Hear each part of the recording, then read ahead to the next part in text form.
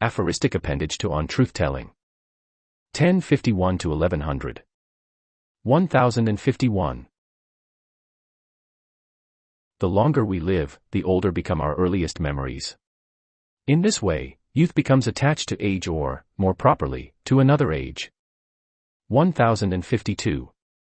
On the great chessboard of international affairs, moves are often made illegally and with highly injurious if not catastrophic consequences. The mindset of the political and military leaders can be summed up in one word: endgame. What is to be won and how to win it take precedence over all but the most humane or inhumane considerations. 1053. On the international stage, it's common practice for a belligerent to keep up appearances on the moral level by being proactive. 1054. In most public discourses, what's necessary above all else is to fill the void. Small wonder then that even the wisest and most intelligent of speakers don't always have enlightening things to say. Keeping silent as response is the wisdom implicitly ruled out. 1055. The grace and beauty of the past is to be with us without demanding any more attention than we care to give it. 1056. If riches and resources are infinite, then lack of them is significant only at the local level. But, of course, in relation to the universe, the latter could easily be the world. 1057. Here's a politician, one of the very few, who always speaks his mind. Consequently, he's had little or no success, never having learned the trick of making big promises or telling at least a few well-placed lies. 1058. If a mediocre mind wants to put on a big show, moral superiority is the only way to go. 1059. If the scientists of today want to act like politicians or political activists, they should get rid of all proxies. Entering the public arena as knowledge seekers directly in touch with their data, they would enlarge their influence greatly by posing as concerned citizens willing to put their money where their mouth is. 1060. If science isn't free of error, what's it likely to be when it mixes with politics? 1061. I'm sorry, but after 2 years, I still don't understand the enmity that exists between you and your former friend and business partner. Well, I've said it often enough, haven't I? He's a scoundrel. Yes, but an accusation isn't an argument, no matter how many times it's made. And, furthermore, doing so without arguments is exactly what politicians do. I think that says enough. 1062. Yes, he's a controversial and intrepid figure when it comes to fighting against the policies of his political adversaries. But when it comes to those of his party or his political allies, he dare not be. 1063. Those who reject religion and seek salvation in science don't seem to realize that, in the face of the uncertain, the second can also develop into a priesthood with articles of faith. 1064. Eternity is the beginning and end of particular things in indivisible procession. 1065. If the world is doomed, who will deny that only a good lie will save us? 1066.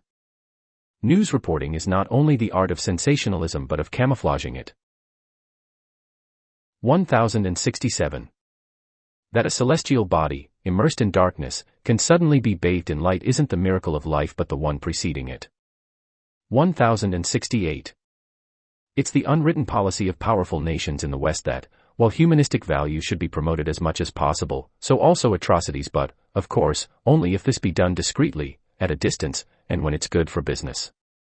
1069. So much of the public discourse on contemporary issues, particularly in the media, is like junk food. It's consumed by a majority of people who, with little time on their hands and looking for easy and convenient ways of getting information, are not as disposed as they might otherwise be to looking after their intellectual health. 1070. No, it's not that the news media of today is so different from what it once was, but that its mask is less firmly in place. 1071. If it's true that the majority of people, leading busy lives, want their news on the run, that is, as concise and uncomplicated as possible, then the media can hardly be blamed for meeting this demand even if, by not doing things as objectively and thoroughly as they could, by not resisting the temptation to capitalize on the situation or, more precisely, the limitations of a large number of people with respect to many things but particularly their time and energy, and, finally, by not having any qualms about merely feigning to keep up the highest standards, they end up looking like scoundrels. 1072.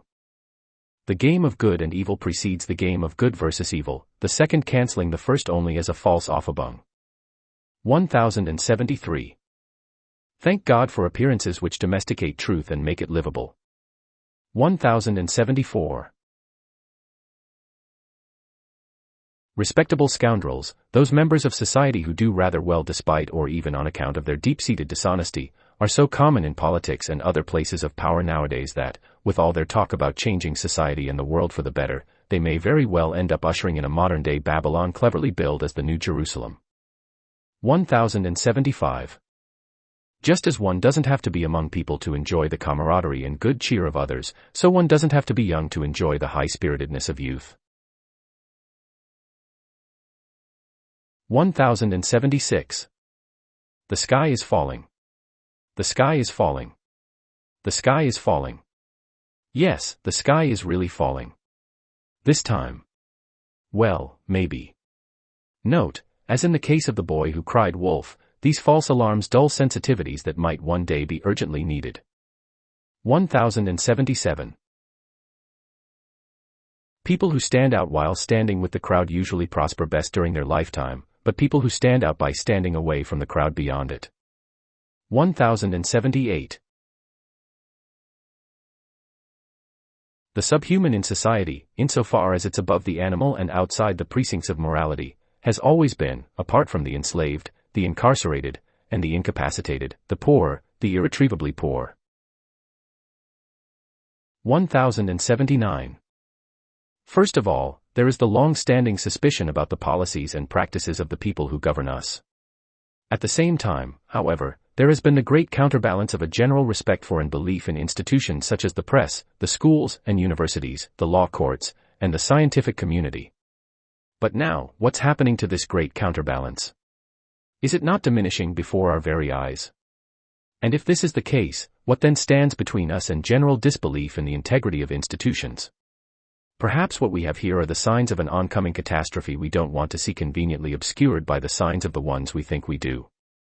1080. When we turn the page on one chapter in life and begin another, it's as if we'd left behind a world totally familiar to us to which it becomes more and more difficult to return. 1081. A great deal of money may not be enough to get away with murder, but a great deal of power often is. 1082. Part of being polite and politically correct is avoiding honesty considered to be harmful. 1083. He started off as an idealist and, with his great speaking abilities, won himself an audience. Then, wanting to keep this audience, he struggled to keep his thinking not too far from what he had formerly thought, even while making sure to keep it not too far from his audience's perception of things or, less politely, prejudices. 1084. Even if, later in life, we come to the realization that worldly success, particularly in the form of fame and fortune, isn't all it's cracked up to be, we may still yearn for it, thinking it will be a wonderful change before the downward spiral. 1085. There are writings that can't fit themselves to the times but must wait for the times to fit themselves to them. 1086. Truth-telling performs a multitude of tasks while adhering to a gold standard that, like the sun, never fails to assert itself even while permitting a multitude of deviations. 1087.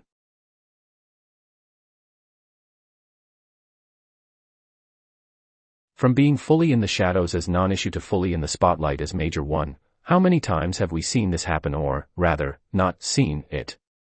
For once something is in the spotlight, and as long as it remains there, it's viewed by a host of people as being something permanent, something untouchable, something on the order of a moral touchstone by which one can judge others and distinguish between good and evil. 1088.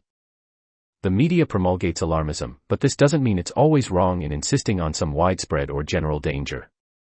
It only means it has a vested interest in doing so. 1089. The power of present information doesn't depend on its precision but on its being successfully presented as accurate and reliable. 1090. If all that's undesired and loathed in life lacked interest, it would lose, in a manner of speaking, its one saving grace. 1091.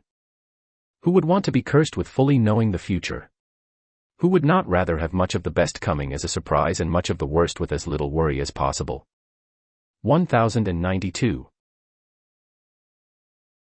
Here's an easy way of doing propaganda to be found everywhere. Treat the wins of your adversary as if they were but Pyrrhic victories while one's own as decisive factors in the war against him. On the other hand, treat the losses of one's enemy as crippling or even mortal blows while one's own as mere tactical retreats. 1093. An intellectual or scholar is likely to lose the measured, thoughtful approach he adopts in the classroom or at a conference when, upon seeking the political spotlight or being thrust into it, he becomes the vulgarizer and pamphleteer of his own thoughts. 1094. Any situation can make stupid if all its variables don't align perfectly with what's available in one's skill set. 1095. What's very difficult, perhaps impossible, is to shine the most penetrating light on where we're most favored or most successful. 1096.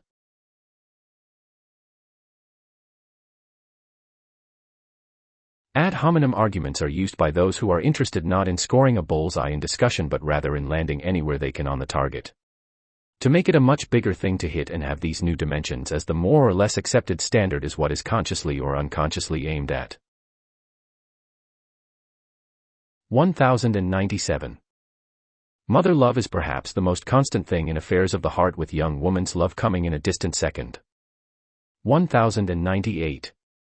What is a debate? A complicated discussion in which, for various reasons, the participants can't admit its empty center, its core of uncertainty. 1099. Bad luck always gets our attention while good luck often goes unrecognized. 1100. 90% of what keeps us alive, our bodily processes and a nurturing world, isn't our doing. Say what you will against religion, but at least it should be acknowledged that it reminds us of these both external and internal forces that we're dependent on and greatly exceed us.